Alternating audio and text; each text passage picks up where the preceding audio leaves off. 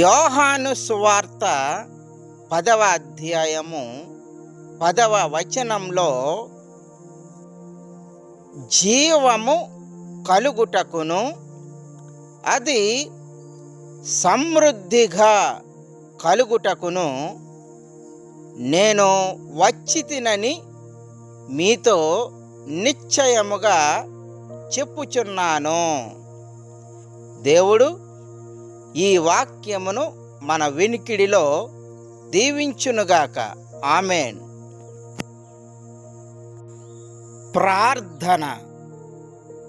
ప్రేమ కలిగిన మా ప్రియ పరలోకపు తండ్రి, మా యేసయ్య, ఈ సమయములో వాక్యములో నుండి మాతో మాట్లాడి సహాయము చేయమని యేసు నామమున ఈ ప్రార్థన అడిగి వేడుకొనుచున్నాము తండ్రి.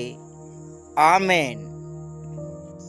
ప్రభువైన యేసుక్రీస్తు వారు మానవులకు, మనుషులకు జీవము కలుగజేయుటకు పరలోకములో నుండి భూలోకమునకు రావడం జరిగింది. జీవము, ప్రాణము, సజీవము,